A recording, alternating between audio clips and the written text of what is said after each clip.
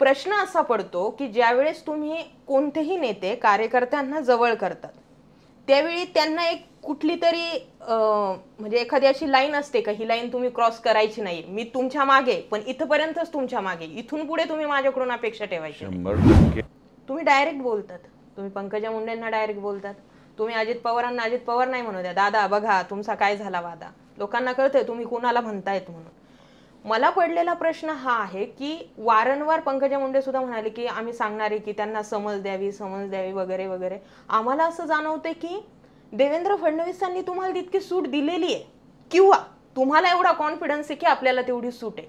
तुम्ही जितक्या कॉन्फिडन्सली बोलतात ते बरोबर की चूक हा नंतरचा विषय, पण तुम्ही पक्षांतर्गत किंवा महायुतीतील सरकारच्या आमदार मंत्र्यांविरोधात बोलतात. एवढी तुम्हाला सूट मिळाली ती देवेंद्र फडणवीसांसोबत असलेल्या जवळीकतेच्या नात्यामुळे. आणि तुम्ही जे सांगत होते की बीड मधले एवढे पोलीस इकडे सस्पेंड झाले, एवढे निलंबित झाले, एवढे मर्डर झाले, एवढे खून झाले, आता हे इथं झालंय, इथून पुढे काय, त्यासाठी तुमच्या डोक्यात नेमकं तुमचं म्हणणं काय की कोणती चर्चा झाली नाही? माझं म्हणणं असं आहे की आता साधा प्रश्न आहे, सगळ्यांना दिसलंय की बीड मध्ये काय घडलंय, ठीक आहे, जवळपास 7 ते 8 पोलीस निलंबित होतात, हे गृह खात्याचं अपयश आहे. मी थेट गृह खात्यावर शब्द टाकते. जर 7 ते 8 पोलीस आजपर्यंत बीडमध्ये जे काही हत्या झाल्या, जे तुम्ही महादेव मुंडेंपासून, बापू आंधळेंपासून, संतोष देशमुखांपासून, हे एक दिवसात घडलेलं नाही, हा जुना बॅकलॉग आहे, ठीक आहे. 2014 ते 2019 बीजेपी सत्तेत आहे, 2019चा मधला 2.5 वर्षांचा कार्यकाळ सोडला तर पुन्हा बीजेपी सत्तेत आहे, गृहमंत्री म्हणून देवेंद्र फडणवीस राहिलेत, मधला 2.5 वर्षांचा काळ सोडला तर. मग हे सगळं ज्या वेळेस घडत होतं त्यावेळी गृहमंत्री देवेंद्र फडणवीस कुठे होते, हा पडलेला पहिला प्रश्न. दुसरा प्रश्न की जो मुद्दा तुम्ही आज उभा करताय तो मुद्दा त्याच वेळी जेव्हा घडलं, बापू आंधळे प्रकरण असो, महादेव मुंडेंचं प्रकरण असो, ते प्रकरण त्याच वेळी का उचललं गेलं नाही.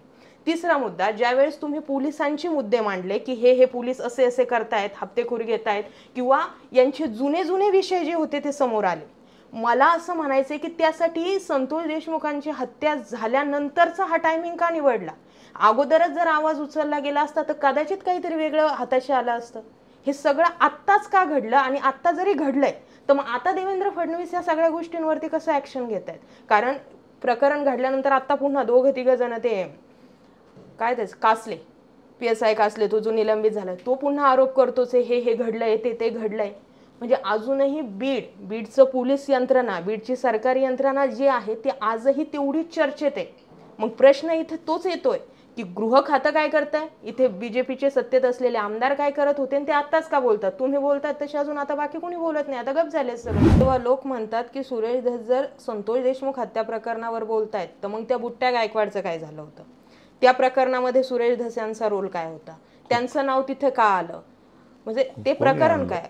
माझं नाव कुठं, कुणी उचलले जिपके लावले टाळ्याला, आजपर्यंत मी ह्यांच्यावरती काय बोललो नाही. तुम्ही जे बोलतात ना हे आम्ही बोलण्याच्या लायकीचे बी हे लोक नाहीत. हे कोण आहेत? उठत येतात काही बोलत आहेत. ग्रामपंचायतीला सुद्धा निवडून आलेत काही कुठं? पागल आहेत का लोक 5-5 वेळा आम्हाला निवडून द्यायला? माहिती देणारे एजंट कोण आहेत नेमकं तुम्हाला? नाही, आता हा खूप महत्वाचा प्रश्न बनलाय. जे फोटो आम्ही संतोष देशमुखांच्या हत्येचे 4 महिन्यांनंतर बघितले ते कसं घडलं हे तुम्ही त्या 4 महिने अगोदरच अधिवेशनात सांगितलं होतं. म्हणताई मला वाटतं ते आता मनोज जरांगेन तुमचे संबंध कसे आहेत? चांगले आहेत, काय वाईट आहे? नाही, मध्यंतरी बरंच बिनसलं होतं ना.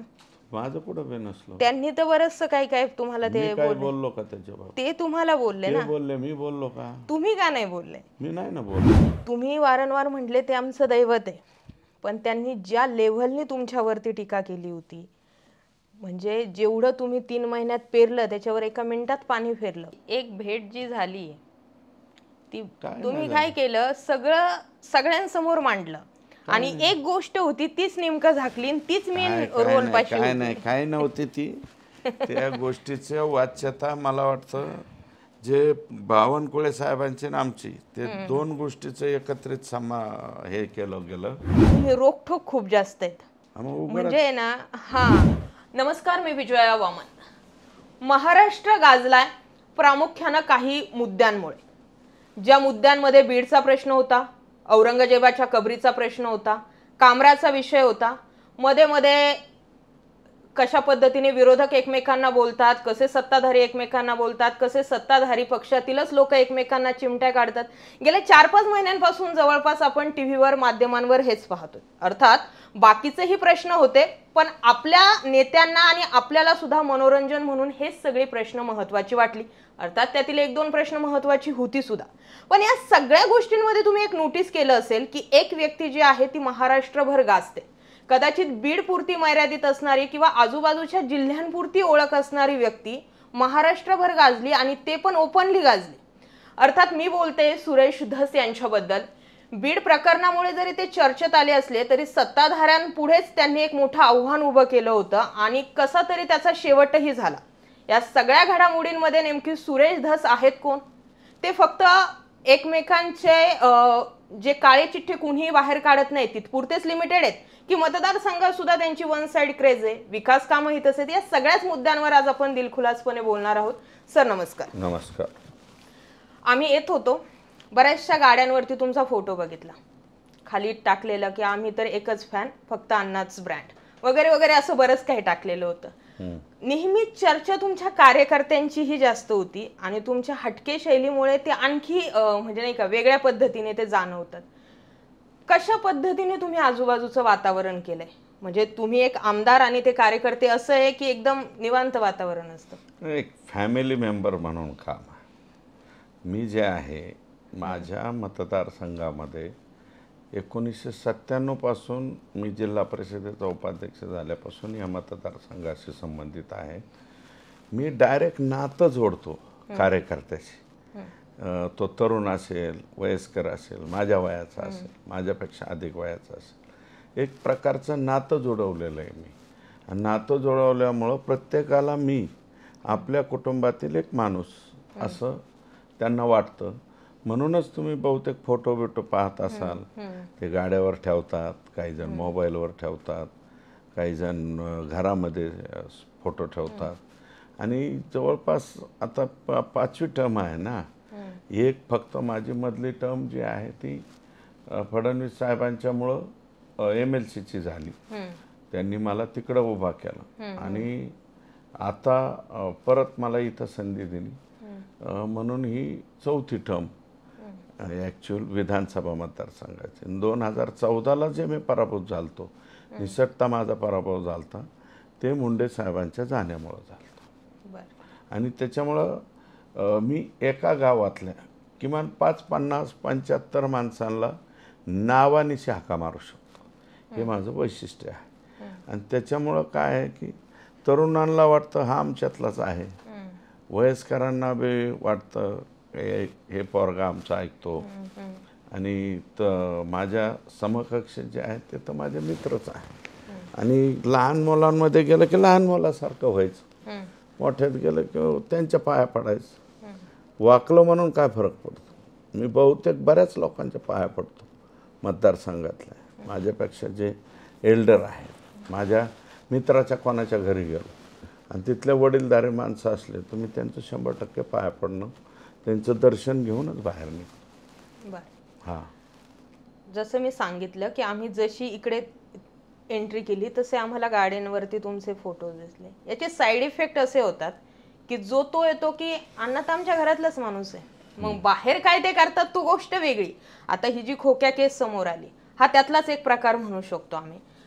प्रश्न असा पडतो की ज्यावेळेस तुम्ही कोणतेही नेते कार्यकर्त्यांना जवळ करतात त्यावेळी त्यांना एक कुठली तरी म्हणजे एखादी अशी लाईन असते का, ही लाईन तुम्ही क्रॉस करायची नाही, मी तुमच्या मागे, पण इथपर्यंतच तुमच्या मागे, इथून पुढे तुम्ही माझ्याकडून अपेक्षा ठेवायची? 100% त्याच्या मागे आपण कधी कुठं उभा राहिलो नाही. खोक्याच्या बाबतीमध्ये मी यापूर्वी एका मुलाखतीमध्ये सांगितलंय, काही दिवस तो माझ्या विरोधात पण होता, म्हणजे विरोधी बाजूला.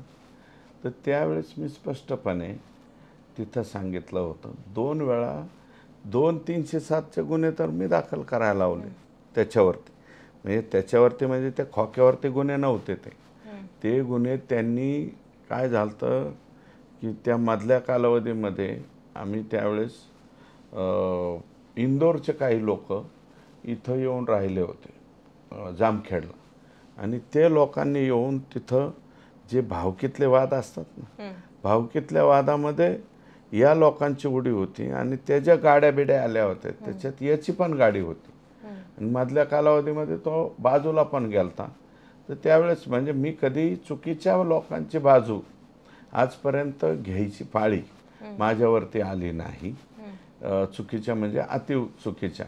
आणि आजपर्यंत एवढ्या दिवसात राजकारणामध्ये कधी कोणत्या दारूवाल्यासाठी, पत्त्यावाल्यासाठी किंवा आणखी चुकीचे उद्योग करणाऱ्यांसाठी मी आजपर्यंत पोलीस स्टेशनला फोन केलेला नाही माझ्या राजकीय जीवनामध्ये. माझा प्रश्न तोच होता की जेव्हा तुम्ही कुठल्याही कार्यकर्त्याला जवळ करता तेव्हा म्हणजे मला हे तुमच्या बाबत नाही, मला प्रत्येकच आमदारांची जी एक म्हणजे पद्धत असते ती पद्धत मला जाणून घ्यायची की त्यांना सांगितलेली असते की बाबा ही तुमची लक्ष्मण रेषा आहे. याच्यात हे बघा, चुकीच्या पद्धतीने वागण्याच्या बाबतीत मी कधीही पोलीस स्टेशनला कोणत्याही कार्यकर्त्यासाठी फोन लावलेला नाही.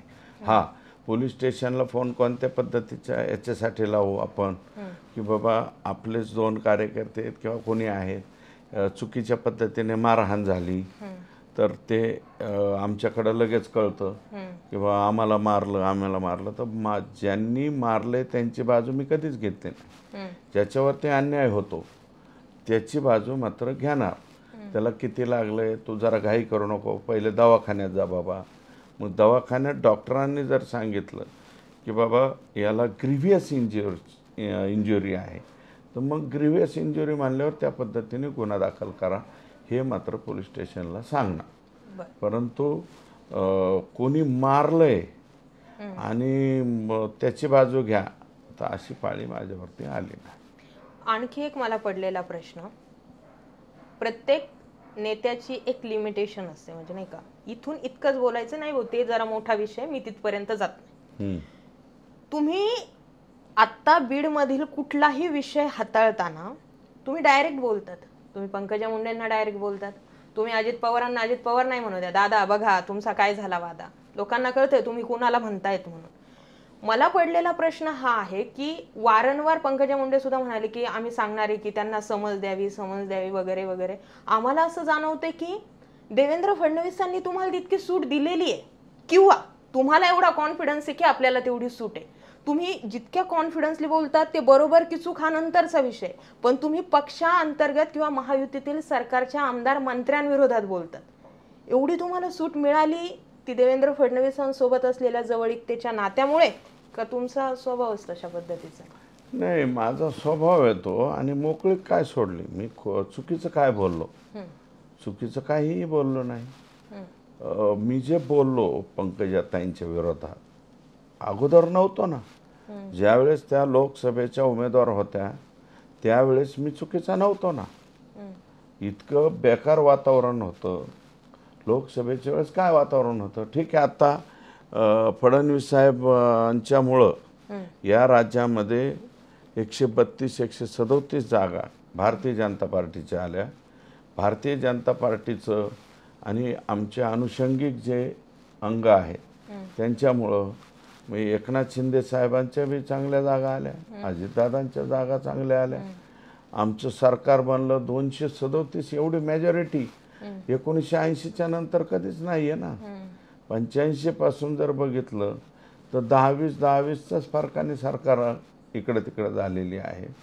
पण तरीसुद्धा एवढी थम्पिंग मेजॉरिटी आली. परंतु ह्याच फडणवीस साहेबांच्याबद्दल म्हणजे साहेबांनी, आमच्या साहेबांनी तर वरचे केंद्र सरकारचे कोणी नाही म्हणले तरी बी मी बाजूला निघायला तयार आहे, रिझाईन द्यायला तयार आहे, इथपर्यंत बोलायची पाळी आमच्या साहेबांवर आलते ना. कधी लोकसभेच्या वेळेस 17च खासदार आले ना आमचे. 31 खासदार हे मवियाचे आले. आणि ते जे वातावरण झालेलं होतं त्या वातावरणाच्या नंतर सुद्धा देवेंद्र फडणवीस डगमगले नाही. न डगमगता निवडून आले. पण ज्यावेळेस वाईट परिस्थिती होती, वाईट दिवस होते, फडणवीस साहेबांच्या बरोबर होतो ना. आणि पंकजाताईंच्या बरोबर बी होतो. पण आत्ताच्या 2024ची ही जी लोकसभेची निवडणूक आहे, ही निवडणूक त्यावेळेस अक्षरशः प्रचार करण्याची भीती सुद्धा काही राजकारणी लोकांना वाटली. तसं मी तर घाबरलो नाही. माझ्या मतदारसंघात गेलो, लोक अपमान करतील, उलटं बोलतील किंवा काहीतरी होईल, आणि स्वतः मनोजदादा जरांगे पाटील आमच्या मतदारसंघामध्ये जवळपास 9 वेळा आलते. वातावरण काय होतं, तशा वातावरणात सुद्धा आम्ही जे आहे ते निवडणूक लढली. मी बिलकुल लोकसभेच्या वेळेस अंग राखून किंवा काय असं काही काम केलं नाही. आणि मग विधानसभेच्या वेळेस मला असं वाटलं की बाबा पंकजाताईंनी माझं काम केलं नाही, त्याच्यामुळं रिझल्टच्या दिवशी मी त्यांच्या विरोधात बोललो. हा, म्हणजे सांगायचा विषय हाच की परत तुम्ही काय झालं, परत डायरेक्टली काय झालं, मला समज देण्यापर्यंत ते बोला म्हणले, ठीक आहे. मग नंतर मला साहेबांनी बोलल्यावर मी परत काय बोललो त्यांच्या अगेन्स्टमध्ये. प्रश्न हा नाही की तुम्ही कुणाच्या विरोधात काय बोलले, प्रश्न हा आहे की तुमचं एक स्टेटमेंट आजचं महाराष्ट्रभर गाजतंय आणि ते गाजत असताना असं झालंय की तुम्हाला कोणीच बाउंड्री लाईन कुठलीच ठरवून देत नाही. असं शक्यतो कुठल्याच केसमध्ये घडलेलं नाहीये. एकमेकांविरोधात जर हे बोलायला लागले तर त्यांचा कोणीतरी नेत्यामध्ये येतो आणि तो म्हणतो अरे तुम्ही थांबा. हे पक्षश्रेष्ठींपर्यंत गेलेला विषय. तुम्ही ज्यावेळी धनंजय मुंडेंना डॅमेज करत होते तिथपर्यंत डॅमेजचा काय संबंध नाही, डॅमेज म्हणण्यापेक्षा तुम्ही त्यांच्या जवळच्या माणसांनी एवढं मोठं काम केलं, त्याच्यामुळे डॅमेज बिमेजचा काय संबंध आहे याच्यात. डॅमेज आणि फिमेजचा काय संबंध नाही. हे वागलेले जे आहेत ते चुकीच्या पद्धतीने वागलेत. माणूस मारला ना, संतोषला मारायची गरज काय होती. तुमच्या खंडण्यासाठी तुम्ही माणसं कोणी केलाय, घरातल्या माणसाने तर ते सगळे जेलमध्ये आहेत ना. मी डॅमेज करत होतो, कोणाला पर्पजली डॅमेज बिमेज करायचं काय संबंध. रागच इतका आला त्या घटनेचा की त्याच्यामध्ये मग कोण डॅमेज होतं आणि कोण काय होतं हे मागं पुढं मी बघितलंच नाही. ठीक आहे, तो विषय आपण थोडासा बाजूला करू. मी दुसऱ्या मुद्द्यांकडे येते. आज अधिवेशन सुरू असताना जेव्हा जेव्हा अधिवेशन होतं तेव्हा तेव्हा बरेचसे प्रश्न जे असतात ते समोर येतात. कोणी वेगवेगळे मुद्दे मांडत असतात. पण या वेळेचं अधिवेशन औरंगजेबाच्या कबरवर गाजलं, एकमेकांची उणीधुनी काढण्यामध्ये गाजलं. आणि तुम्ही जे सांगत होतेत की बीडमधले एवढे पोलीस इकडे सस्पेंड झाले, एवढे निलंबित झाले, एवढे मर्डर झाले, एवढे खून झाले, आता हे इथं झालंय, इथून पुढे काय, त्यासाठी तुमच्या डोक्यात काय? नाही, मला समजलं नाही. माझं मत असं आहे की मुळात कबर हे ते विषय आफ्टर याच्यानंतर अधिवेशनाच्या नंतर कबर आला.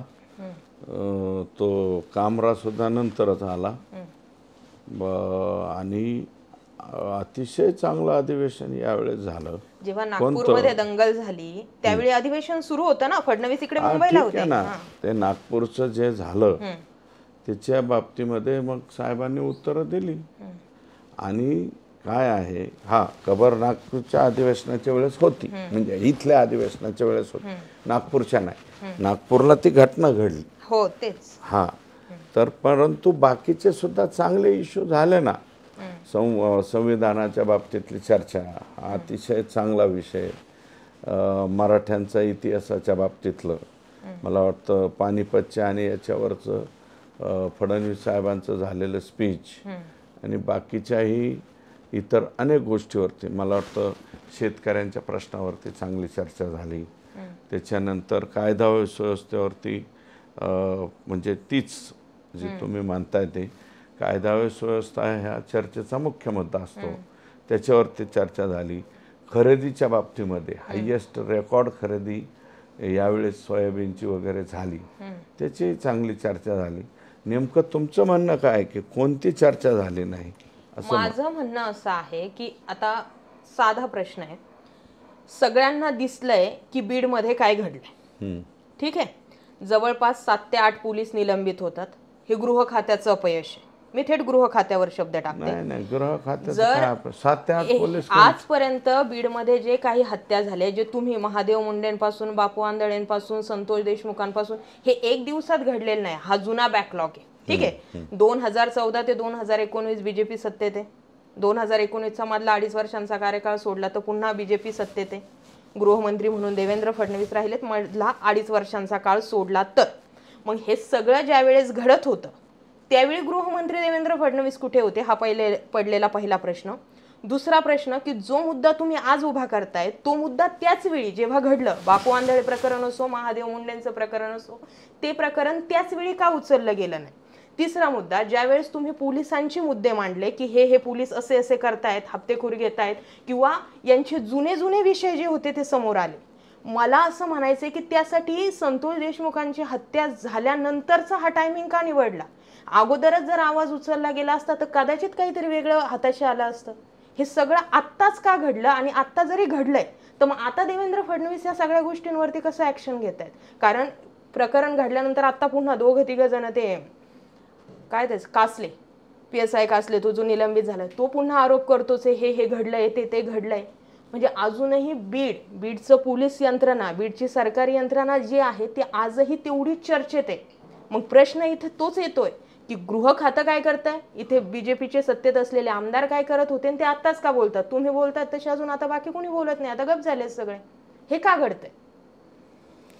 हे पहा, याचं कारण असं आहे की हे जे घडत होतं ते एकटं परळीत घडत.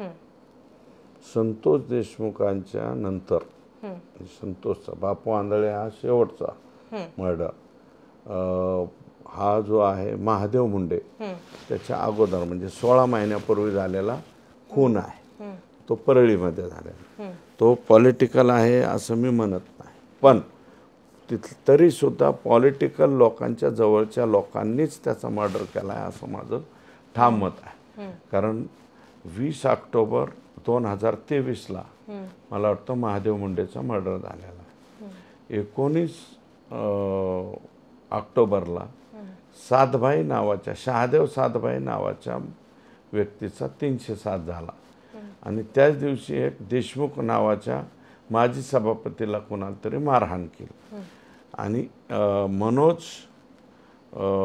तिथला मनोज पुजारी म्हणून एका मला वाटतं गुरव समाजाच्या व्यक्तीला, ज्याच्याकडं काम आहे ते नाथरच आहे, त्याचं सुद्धा पाय मोडले गेले, हात मोडले गेले. म्हणजे 18 तारखेला एक 307, 19 तारखेला एक 307, एक जबरी गुन्हा, आणि 20 तारखेला महादेव मुंडेचा मर्डर.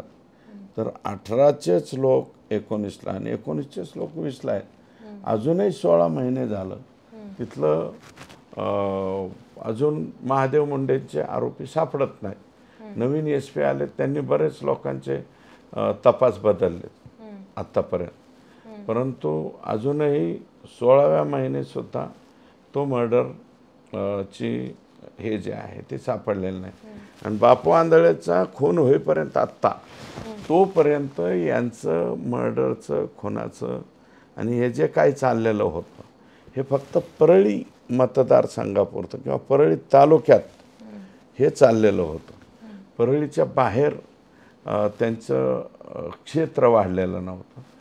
संतोष देशमुखच्या खुनामुळं हे क्षेत्र त्यांनी लांबवलं, म्हणजे विस्तार वाढ केला. त्यांचं जे साम्राज्य होतं त्या साम्राज्याचा विस्तार केला. मग विस्तार आता संतोषच्या रूपाने कोणी खपवून घेणार नाही. परळीचे लोक खपवून घेत होते तिथं. परत ज्यांनी मारणारे तिथंच यांच्याकडंच, आणि ज्यांचा खून झाला ते बी तिथंच जाऊन कुठंतरी लगेच. जेव्हा आपण एखाद्या व्यक्तीचे 4 गोष्टी बाहेर काढतो तेव्हा आपल्या 4 गोष्टी बाहेर निघतात. तसं तुमच्या बाबतीत काही गोष्टी झाल्या की खोक्याचं एक प्रकरण आलं, ते साईडलाईन केलं तुम्ही, त्याच्यावरती इतकं मोठं क्लिअरिफिकेशन दिलंय की तोच प्रश्न मला नको. पण मर्डरचा जेव्हा विषय निघतो तेव्हा लोक म्हणतात की सुरेश धस जर संतोष देशमुख हत्या प्रकरणावर बोलतायत तर मग त्या बुट्ट्या गायकवाडचं काय झालं होतं, त्या प्रकरणामध्ये सुरेश धस यांचा रोल काय होता, त्यांचं नाव तिथे का आलं, म्हणजे ते प्रकरण काय. माझं नाव कुठं येतं? जे आता ते भाऊसाहेब लटपटे जे अजित पवारांचे पदाधिकारी आहेत त्यांनी मागच्या आय थिंक 2 महिन्यापूर्वीच. एक मिनिट ऐका, असे भाऊसाहेब लटपटे वगैरे हे कोणी काही म्हणतील, ते जे प्रकरण झालेलं आहे ते इथं झालेलं आहे आष्टी तालुक्यामध्ये. ते प्रकरण झालं होतं त्यावेळेस, त्या 2014चं त्यावेळेस ते सकाळी 8:30ची घटना घडलेली मला संध्याकाळी कळाली. माझे प्रफुल्ल सहस्रबुद्धे म्हणून PA त्यांनी सांगितलं संध्याकाळी 6 वाजता असं असं तिथं घडलं. मग माझ्या कुटुंबाचं कोणाचंच त्याच्यात नाव कसं नाही आलं? तपास झाला होता ना. त्याही वेळेस हे जे तुम्ही नाव घेता ना, लटपटे नावाचा व्यक्ती आणि आणखी एक व्यक्ती, ह्या लोकांनी जाऊन मुंडे साहेबाचे कान भरले होते त्यावेळेस की हे अमुक अमुक सुरेश दसने केलेलं आहे, अमुक अमुक केलेलं आहे. तर आमच्या इथं त्यावेळेस रामदास आठवले साहेब हेलिकॉप्टरने आले होते. त्यावेळेस ते महायुतीबरोबरच होते ना, मुंडे साहेबाबरोबरच होते. आठवले साहेब आलते. आठवले साहेब येऊन पाहून गेलते. त्याच्यानंतर त्यांची मुलगी आत्ता बघा वसई विरारचे आमदार आहे, काय नाव आहे त्यांचं, विवेक पंडित साहेब, ते सुद्धा आलते इथं. आणि हे लोकांनी असेच कानबेन करले. नंतर ते गोपीनाथरावजी मुंडे साहेबांच्या लक्षात आलं की हे चुकीचं आहे म्हणून. आणि तत्कालीन SP होते. SPने क्लिअर कट सांगितलं याच्यामध्ये कुठं काय संबंध नाही, काय नाही. माझा संबंध कुठं आला बुट्ट्या प्रकरणाशी? हे कोणी उठण कोणी काही म्हणेन त्याला काय अर्थ असतो का? तसं तुमचे डायरेक्ट संबंध येतात ना. आमचा कुठं डायरेक्ट संबंध दाखवा किंवा काय कुठं आहे का, काय आहे का, काय आहे, काही संबंध आहे का? कुणी उचलली जिपके लावले टाळ्याला. आजपर्यंत मी ह्यांच्यावरती काय बोललो नाही. तुम्ही जे बोलतात ना, हे आम्ही बोलण्याच्या लायकीचे बी हे लोक नाहीत. हे कोण आहेत?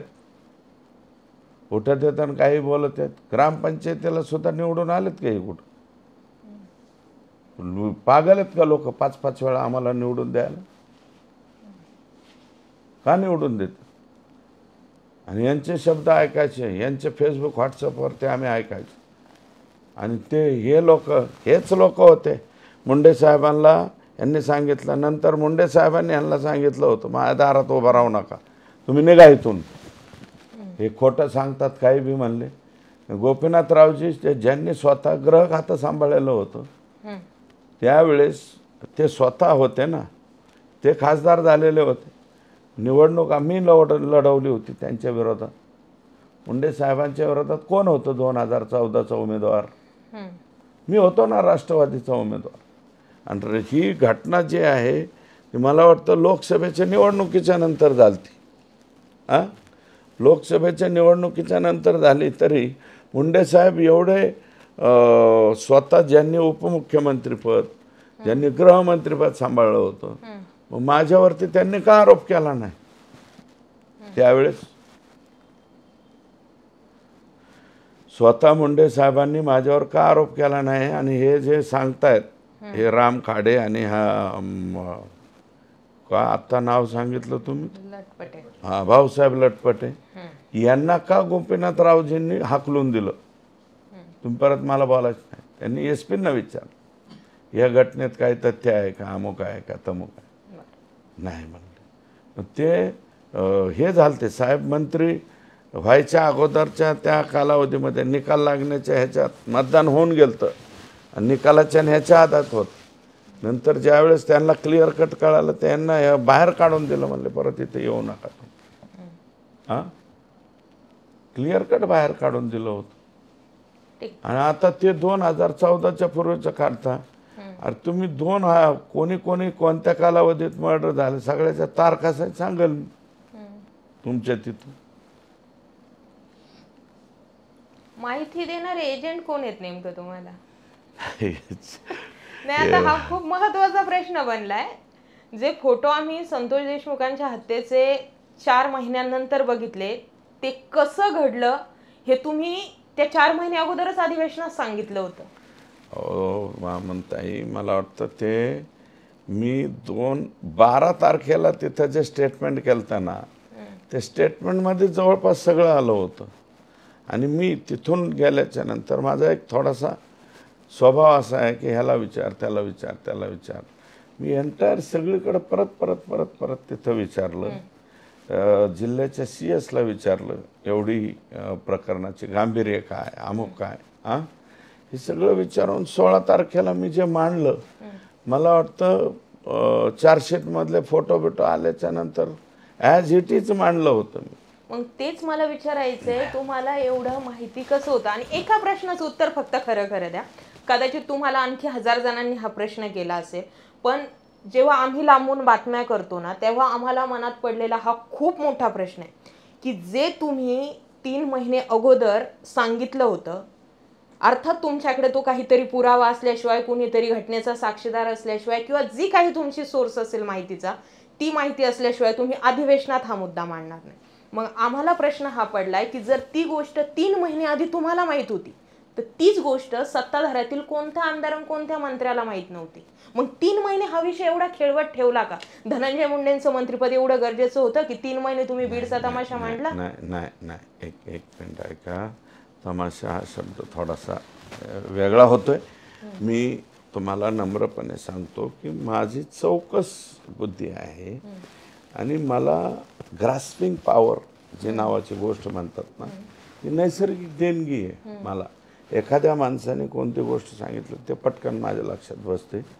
तसं तिथे आसपासच्या गावात सुद्धा मी एकटं फक्त मस्साजोगच नाही, मस्साजोगून गेल्याच्या नंतर तिथं आसपास सिंधीपासून ते दैठणा जे गाव आहे, ज्या गावामध्ये डेड बॉडी टाकून दिली होती संतोषची, या परिसरातल्या सगळ्या गावांमध्ये तिथल्या काही कार्यकर्त्यांच्या बरोबर चर्चा केली, फोन केले, म्हणजे 12ला गेल्याच्या नंतर, आणि 16 तारखेला व्यवस्थितरित्या मांडलं की हे अशी अशी घटना घडलेली. आणि तुम्हाला मी नम्रपणे सांगतो की मला घटना अशी अशी घडलेली आहे, यातले हे आरोपी आहेत हे माहीत होतं, परंतु आपल्याला डायरेक्ट मानता येत नाही यांचा हात आहे, अमुक अमुक हाच आरोपी आहे. पण मी एक 12 तारखेला क्लिअर कट म्हणालो होतो की याच्यात आका आणि आकाचा आका हे शब्द माझे तिथले आहेत. कुठले? केजच्या पोलीस स्टेशनच्या समोर बोललोय मी, आका आणि आकाचा आका हे शब्द मी डायरेक्ट तिथंच वापरले. तुम्ही परत रिवाइंड करून मला वाटतं तुम्ही काढलं पाहिजे की बाबा हे कुठं बोलला होता. तर मी आका हा शब्द 12 तारखेलाच बोललेलो. 16 तारखेच्या नंतर मग ते सगळीकडेच आका आका आका आका गेला. मग ज्यांना माहीत नाही ते बी आका म्हणायला लागले. परंतु एक आहे की मी 100% अंदाज असा बांधला होता की हे असे घटना घडली असेल. आणि मग काय नाही, अंदाजच होता. आणि हे मग यांचे अगेन्स्ट मधले लोक पण असतात ना, ते माहिती पुरवतात ना की ह्या तारखेला हे घडलं होतं, ह्या तारखेला हे घडलं होतं. आणखी सुद्धा काही तारखा शिल्लक आहेत की त्या तारखेचे डिटेल्स जे आहेत ते मला वाटतं SIT गोळा करीत असेल, ती करेल गोळा, कारण अजून सप्लिमेंटरी चार्जशीट आहे. ठीक आहे. आता जितकं व्हायचं तितकं राजकारण झालंय, आरोप प्रत्यारोप झालेत. या सगळ्या गोष्टींमध्ये आता आष्टीकरांच्या विकासाच्या दृष्टिकोनातून काय काय पावलं उचललेत? मध्यंतरी देवेंद्र फडणवीसांच्या उपस्थितीत तिथे जलसंपदा विभागाच्या माध्यमातून एक मोठा कार्यक्रम पार पडला होता. कशा पद्धतीने पाण्याचं नियोजन केलं? नाही, साहेबांनी आम्हाला एकदम जे आहे 1.68 TMCची द्वितीय सुप्रमा आणि नंतरचं सगळं काम हे साहेबांनी दिलं. मधलं 2.5 वर्षाच्या कालावधीमध्ये सुप्रमा सुद्धा झाली नव्हती. साहेब ज्यावेळेस DCM साहेबांच्यावरती व्हायची पाळी आली आणि जलसंपदा खातं त्यांच्याकडे गेलं, मी ते साहेब आल्याबरोबर पहिलं काम आम्ही हे हाती धरलं की ही सुप्रमा द्वितीय सुप्रमा होणं आवश्यक आहे. ती सुप्रमा करून घेतली आणि पटकन हे 1.68 TMC पाण्याचं काम आम्ही पदरात पाडून घेतलं. मध्ये ॲक्च्युअल काय आहे की साहेबांनी त्याला टेंडर पण काढलं, काम पण चालू करायला परवानगी दिली. मध्ये मग साहेब येणं होऊ शकलं नाही. आम्ही म्हणलं साहेब तुम्ही येऊच नका, आता आपण असं करू, विधानसभा झाल्याच्या नंतरच याचं कार्यक्रमाचं म्हणजे पायाभरणी समारंभ म्हणू किंवा इतर काहीतरी नाव देऊ. आता काम सुरू करायला ते म्हणले तुम्ही काम सुरू करायला परवानगी. मग साहेबांनी काम सुरू करायला परवानगी दिली 1.68 TMC पाणी इथे येते. आमची साहेबांकडनं अपेक्षा आता पुढं भविष्यात आम्ही हे ठेवलेले आणि साहेबांनी मान्य केलं. एक 4 TMC पाणी आम्हाला त्या ठिकाणी मिळालं पाहिजे. आणि पाटोदा आणि शिरूर तालुक्यासाठी आम्ही अपेक्षित धरलेलं आहे 3.54 TMC किंवा 52 TMC पाणी हे आम्हाला मिळावं. ते बी आशा कोटी साहेबांच्याच प्लॅनिंगमुळं आशा निर्माण झालेली आहे. हे 54 TMC जे पाणी पश्चिम घाटावरचं हे तुटीच्या खोऱ्यामध्ये टाकणार आहे, त्या आशेवरती आम्हाला पाणी मिळेल आणि साहेबांच्या पुढं ती बाजू आम्ही मांडलेली आहे. हे दोन्ही कार्यक्रम आम्ही घेतले. आता काल परवाच मला वाटतं कालच अजून त्याची ऑर्डर बी निघाली नाही, परंतु कॅबिनेटमध्ये, कारण कॅबिनेटमध्ये प्रस्ताव घ्या म्हणून साहेबांना मी 2 आठवड्यापूर्वी पत्र दिलं होतं आणि ते SLTCकडून मान्यता वगैरे होऊन ACS साहेबांनी म्हणजे साहेबांना सांगितलं आणि जे बॅरेजेस आहेत तर लातूर टाईप बॅरेजेस ह्याच्यामध्ये हे बी करेल. मागच्या लोकप्रतिनिधींनी त्याच्यामध्ये थोडं बहुत काम केलेलं होतं, आम्ही थोडं बहुत काम केलं आणि त्याची मान्यता ही या ठिकाणी घेतली. आणि आता ते जे निमगाव मायंबा नांदेवली तिथला एक बॅरेज आहे आणि ब्रह्मनाथ येळमचा आहे, ते 2 झाले. आता आणखी 4 राहिले. ते छोटे छोटे कामं आहेत. हे छोट्या कामांच्या वरती मी जास्त भर देणार नाही. माझा भर जो आहे तो मोठ्या कामावरती आहे. ही एकदा मोठी कामं झाली मग अनुषंगिक कामं आपण करतो, छोटे छोटे, हे काम करा, ते काम करा, ते काम करा. आणि एक निवडून आल्याच्या नंतर मी शिक्षणाच्या बाबतीत एक लक्ष घातलंय.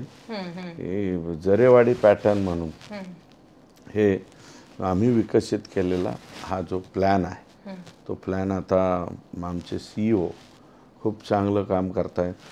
त्यांनी जिल्ह्याभरासाठी राबवला, पालकमंत्र्यांच्या पुढं मांडला, त्यांनी पण पॉझिटिव्हनेस दाखवला. जवळपास आत्ताचा रिझल्ट जो आहे 10% गुणवत्ता वाढ झाली आमच्या मतदारसंघामध्ये. आणि आता साहेबांकडे उद्या किंवा परवा जायचं आहे आम्हाला. हे शिक्षकांच्या बदल्या ज्या होतात ना त्या बदल्याला स्थगिती द्यावी, बदल्याच करू नये. कारण ह्या बदल्या करण्यामध्ये चांगले शिक्षक शिफ्ट होतात दुसरीकडं, म्हणजे या तालुक्यातून त्या तालुक्यात, त्या तालुक्यातून ह्या तालुक्यात. ऑनलाईन बदल्या ज्या आहेत, ऑनलाईन बदल्या शिक्षकांच्या हे अडचणीचं ठरायला लागले या पॅटर्नच्या बाबतीत. कारण आता PM श्री प्रधानमंत्री महोदयांनी सुद्धा PM श्री स्कूल काढली. आता त्याचा आधार घेऊन माननीय मुख्यमंत्र्यांनी CM श्री शाळा डिक्लेअर केली. CM श्री म्हणजे मुख्यमंत्री महोदयांनी सुद्धा आता ही शाळा डिक्लेअर केली. तर माझं माननीय मुख्यमंत्री महोदयांकडे आम्ही जाऊन विनंती करणार, मी एकटा नाही, आमच्या जिल्ह्यातली सगळी मंडळी आम्ही एकत्रित मिळून त्यांच्याकडे जाऊ, पालकमंत्र्यांकडे जाऊ. पालकमंत्री आणि उपमुख्यमंत्री अजितदादा काल आले होते. आम्ही जवळपास सर्वांनी तिथं मागणी केली आणि दादांनी ते ॲक्सेप्ट पण केली की आपण जयकुमार गोरे साहेबांना बोलू किंवा तिथं गेल्याच्या नंतर निर्णय घेऊ.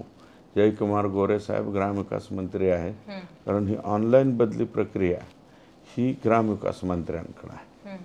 त्यामुळं ते झालं नाही पाहिजे, विद्यार्थ्यांचं नुकसान होऊ नये. आणि जिल्हा परिषदेच्या शाळेमध्ये गोरगरिबाची लेकरं शाळा शिकतात. गरिबांच्या लेकरांच्या बाबतीमध्ये आपण थोडंसं दयाळू राहिलं पाहिजे आणि दयाळू राहून आपण काम केलं पाहिजे. मला एक येता येता एक गोष्ट जाणवली. हे कड्याच्या पुढे निघाल्यानंतर इथपर्यंत येईपर्यंत किती रस्त्याला खड्डे येतं? नाही, ते रस्त्याचं काम चालू आहे. हा, पण ते बऱ्याच काळापासून जे लोक इकडे येत आहेत त्यांचं म्हणणं आहे की हे खूप वर्षांपासून कामं सुरूच आहेत. खूप वर्षापासून म्हणजे मला वाटतं 2-4 वर्ष झालं त्याचं काम चालू आहे. परंतु आता आम्ही त्याचे जे निवडून आल्याच्या नंतर ज्या अडचणी त्या कॉन्ट्रॅक्टरच्या बी होत्या. काय आहे, नॅशनल हायवेच्या कामामध्ये हे कॉन्ट्रॅक्टर जातात 31% आणि 30% बिलो. हे 31% बिलो काम आहे. आता 31% बिलो मानल्यावर काम कसं किती लवकर, मग त्याला हे काय करतात, हे जे मोठे कॉन्ट्रॅक्टर आहेत, हे देशमुख कॉन्ट्रॅक्टर आहेत, हे मोठे कॉन्ट्रॅक्टर, हे कॉन्ट्रॅक्टर काय करतात, पावसाळ्याच्या कालावधीमध्ये त्यांच्याकडे असलेली जी यंत्रणा आहे ती चालू राहण्यासाठी काय अशी कामं घ्या.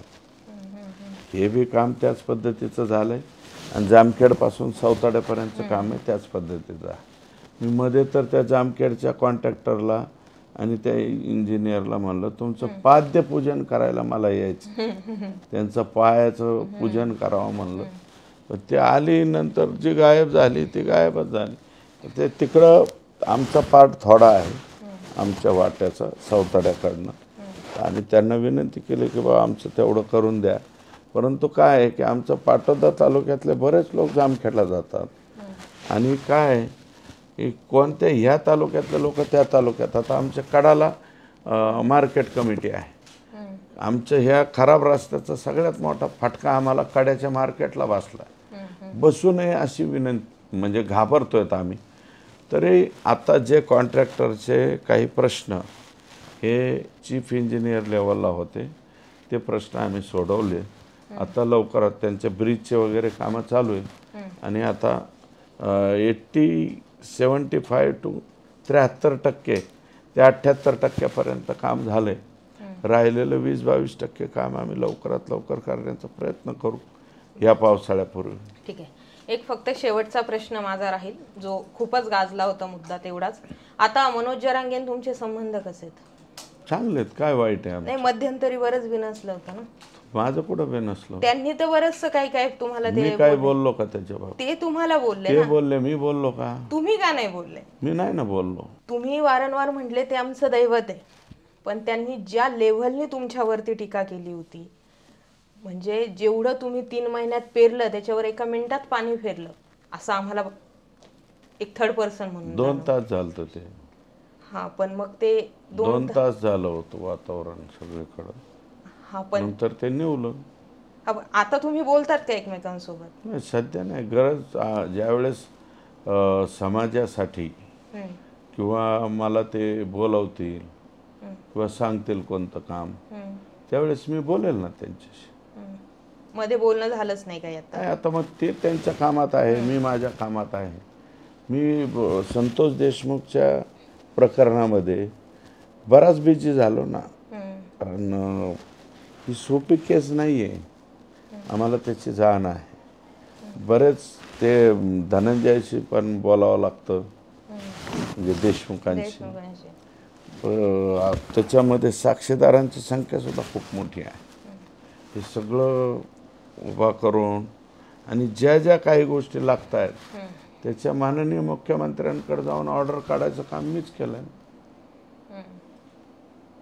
ती एक भेट जी झाली ती काय तुम्ही काय केलं, सगळ्यांसमोर मांडलं, आणि एक गोष्ट होती तीच नेमकं झाकली, आणि तीच मी काय नव्हती ती. त्या गोष्टीचं वाच्यता मला वाटतं जे बावनकुळे साहेबांचे आणि आमची, ते 2 गोष्टीचं एकत्रित हे केलं गेलं. बावनकुळे साहेबांच्या निवासस्थानी झालेली भेट होती, ती अंजली दामाने यांनी अगोदरच ओपन केली होती, पण ते काय कोणी फारसं त्याच्याकडे लक्ष दिलं नाही. हे काय झालं की ते दवाखान्याच्या मधून आणल्याच्या नंतर निवासस्थानी गेलेलं भेटायला, आणि संभाजीनगरला आलेले आमचे बावनकुळे साहेब, हे 2 गोष्टीचं एकत्रितरित्या एका ठिकाणी झाल्यामुळं त्याच्यात संभ्रम निर्माण झाला, गोंधळ निर्माण झाला. पण तो मला वाटतं मी एकच शब्द वापरला होता त्या बाबतीत, हे प्याल्यातलं वादळ आहे, हे निघून जाईल. 2 दिवसात ते क्लिअर झालं. आणि सगळ्यात मोठं काय की संतोष देशमुखांचा भाऊ आणि संतोष देशमुखांचं गाव यांनी वर हात करून मला समर्थन दिलं, बाद झालं, विषय संपला. पण आज तुमच्याशी बोलल्यानंतर हे जाणवलं तुम्ही रोखठोक खूप जास्त आहेत, म्हणजे ना. हा, त्यामुळे लोक कदाचित तुमचे खूप जास्त फॅन असावेत. मला त्यासाठी तर हा इंटरव्ह्यू घ्यायचा होता की का बाबा लोक, म्हणजे मला इतके जण म्हटले की आमच्या अण्णांचा एक इंटरव्ह्यू घ्या, त्यांच्याशी एकदा बोला, म्हणून हा इंटरव्ह्यू खरंच गरजेचा होता. पण आज प्रॅक्टिकली भेटले, बोलले, बऱ्याचशा गोष्टी क्लिअर झाल्या. तुम्ही वेळ दिला, तुमची तब्येतही फार सिंपल माणूस आहे म्हणून ते जरा लोकांना वाटतं. अच्छा. सिंपल वाटतं का काही वेगळं आहे आता? आमदार हे ते अहो काय आमचे लोक काय निवडून येतात, स्वतःला काहीतरी समजून बसतात. आता मी 5व्या टर्मचा आमदार आहे, पण मी काय स्वतःला फार काय भारी बिरी काय समजत नाही. मी लोकांच्या एवढाच आहे, आमदार आहे तरी बी फक्त लोकप्रतिनिधी आहे. आमदार म्हणजे काय शिंगबिंग येतात का आम्हाला? काहीच नाही. आता ते काही तुम्ही कामं केली तरी पंकजाताई त्याचं क्रेडिट घेताना दिसतात. रोपवे तुम्ही आणला झालं ते म्हणतात, रोपवेच्या बाबतीत त्यांना झालं. तुम्ही त्यांनी gift ते दिलं. पेपरला गिफ्ट म्हणजे वाचलं, मी शांत राहिलो. म्हणलं चला एखाद्या वेळेस झालं. पण हे कालच्या बंधाऱ्यांच्या बाबतीत झालं ना, म्हणजे बॅरेजच्या बाबतीत. 2 पहिले बंधाऱ्याचं रूपांतर बॅरेजमध्ये करायच्या 2 कामामध्ये, म्हणजे निमगाव मायंबा नांदेवली आणि ब्रह्मनाथ येळ्यांच्या बाबतीमध्ये त्या कॅबिनेटमध्ये आहेत. त्यांना माहीत होणारच ना. अहो पंकजाताई, कॅबिनेटमध्ये येणाऱ्या विषयाच्या बाबतीत मी स्वतः पत्र दिले, ते बी कोणाला, CM साहेबांना. त्याचे माझ्याकडे कॉपीज आहेत की कॅबिनेटमध्ये घ्या. त्याच्या अगोदर 2023 पासून पत्र देतो. ते जलसंपदा मंत्री होते त्यावेळेस, आणि आता जलसंपदा मंत्री विखे पाटील साहेब झाले. त्यांच्याकडे बी आम्ही गेलो. ACS साहेब दीपक कपूर साहेब यांच्याकडं अनेक वेळा मी त्यांच्याकडे विनंती करायला गेलो. ते म्हणले ठीक आहे, मी येतो. SLTC आहे, बाकीच्या सगळ्या गोष्टी आहेत. ह्या सगळ्या गोष्टी असताना सुद्धा त्यांनी काय केलं, रोपवेच्या बाबतीमध्ये पहिल्यांदा बातमी टाकली की पंकजाताईंचं गिफ्ट. मी गप्प बसलो, एक शब्द बोललो नाही. आता काल तर ह्याच्या बाबतीत, कारण त्या कॅबिनेटमध्ये आहेत, कॅबिनेटमध्ये असल्यावर विषय पत्रिकेवर विषय आला की समजतो ना मंत्र्याला. अजून त्याची मी आत्ता विचारलं ACS साहेबांना की तुम्हाला त्याची कॉपी बाहेर पडली का, किंवा शासन निर्णय बाहेर पडला का? तर ते म्हणले नाही, अजून कॅबिनेट झालेले शासन निर्णय बाहेर पडला नाही. शासन निर्णय बाहेर पडायच्या आधी फक्त तुम्हाला कॅबिनेटमध्ये तुम्ही आहात म्हणून तुम्ही लगेच पेपरला बातम्या, पंकजाताईंचं गिफ्ट. तुमचं गिफ्ट आम्हाला नको ना, कशाला?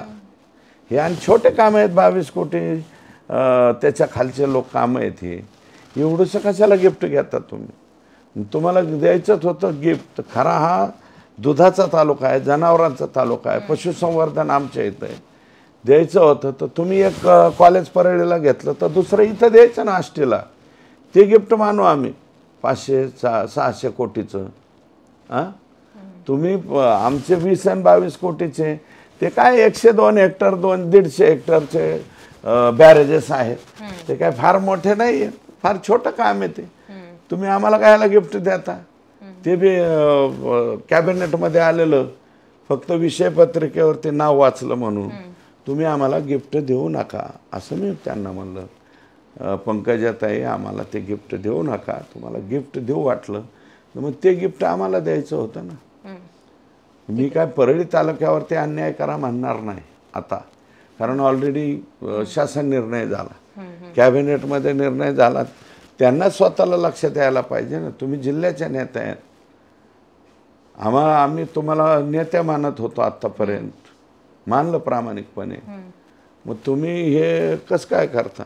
एवढंशा कामाचं क्रेडिट घ्यायला निघतात का? पुढे निमगाव मायंबा आणि ब्रह्मनाथ येळम, एवढ्याशा छोट्या कामाचं तुम्ही तुम्हाला त्याची मला वाटतं व्याप्ती माहीत नसेल, काय नसेल.